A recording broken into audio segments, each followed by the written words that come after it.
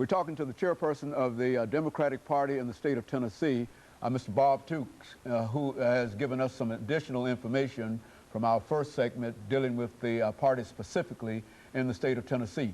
And of course, Mr. Tuke, let us see if we might continue that conversation and allow you to not only talk about the Democratic Party in the state of Tennessee, but how that party fits within the national framework of the Democratic Party, period. And let's do that now.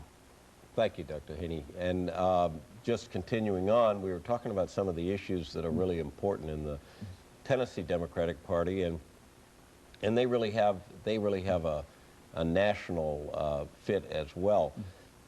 I mentioned education and training and jobs. Healthcare is critically important, and especially it's important in Tennessee because Tennessee, as everybody knows, had the leading Medicaid replacement program in the nation, TennCare, but unfortunately it had gotten, under a previous administration, had gotten out of control and financially, and so this governor has reined it back in, and it's still, I think, ranked as 7th most generous and 7th most comprehensive program in the nation, but healthcare is a national problem.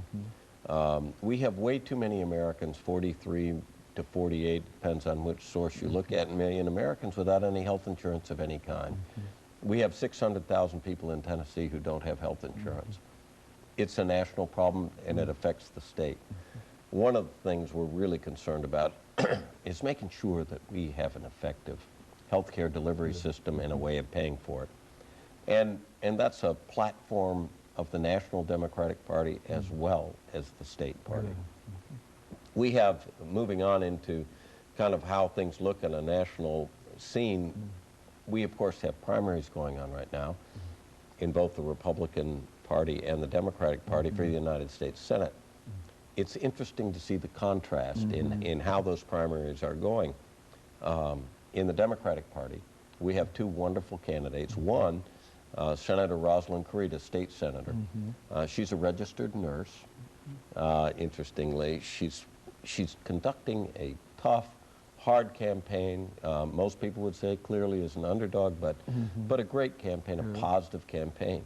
Harold Ford Jr., Congressman Harold Ford Jr., is running in that same primary. He is conducting a vigorous and positive campaign, taking issues out there to the people, issues that people care about.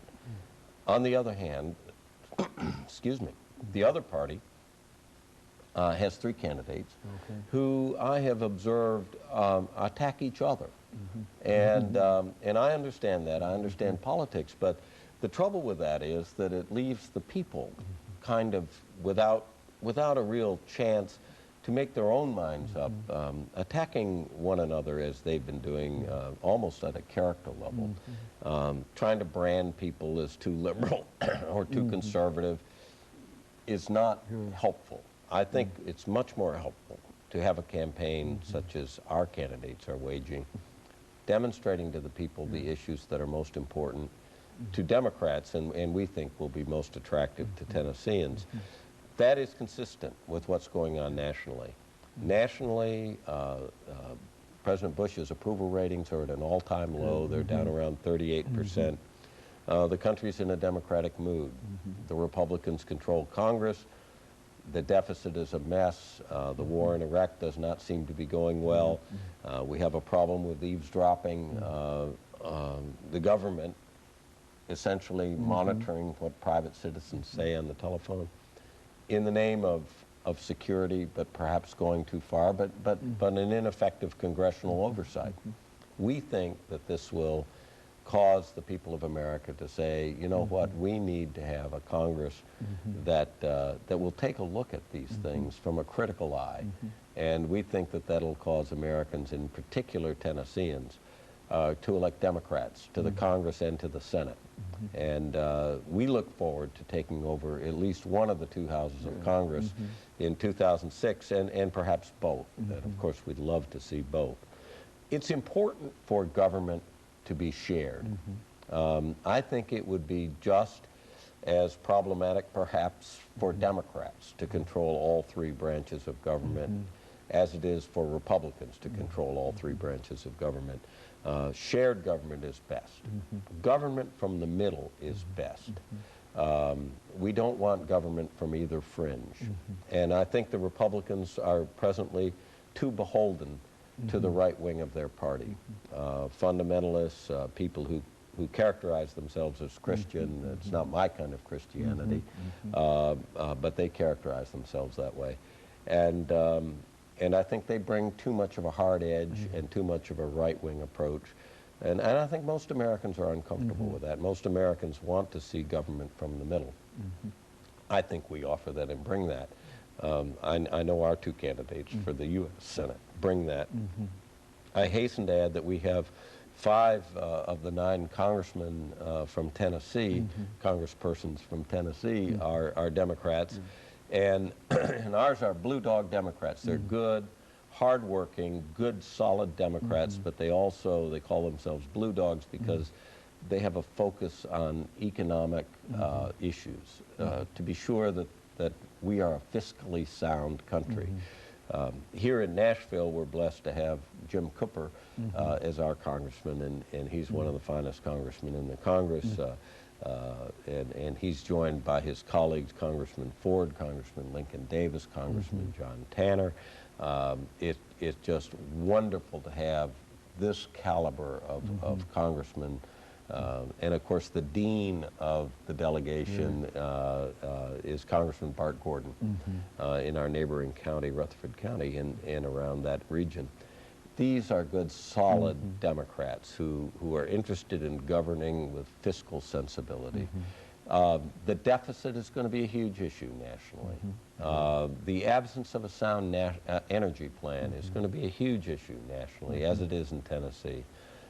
It's a terrible thing to waste the energy resources we have, which is happening right now because we have an ineffective system of conserving resources. It is no answer to drill for more oil. The answer is to develop alternative energy resources. You know, in looking at over the last 2 or 3 minutes, let's think in terms of the Democrats in the presidential election. I think that most people would admit that Mr. Bush has been there for 2 terms, and that well, he's not running again, and so it seems that there seems to be an open field. Now, when you talk to your counterparts around the nation, what seems to be the sentiment in terms of what the party ought to do in terms of trying to capture this election this time? You know, it's really interesting. People say that 6 months is a political lifetime, so we've got a number of political lifetimes before 2008. There are a number of people out there, of course, who have let it be known one way or the other that they'd be interested in the candidacy. As a party, as a national party, what we Democrats are looking for is a candidate who will speak to the middle and who will be attractive in the heartland. We know that from bitter experience that we can't win by focusing only on the coasts and only on states that are so-called blue states. Instead, Democrats have to do as we've traditionally done, and that is to appeal to people all across the country, and especially in the heartland.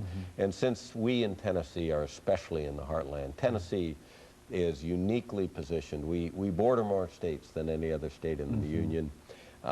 We're right in the middle of the eastern part of the United States. We're a border state, as they say. We're a southern state, but we're a Midwestern state as well. And so Tennessee is a really critical state. It's a harbinger state.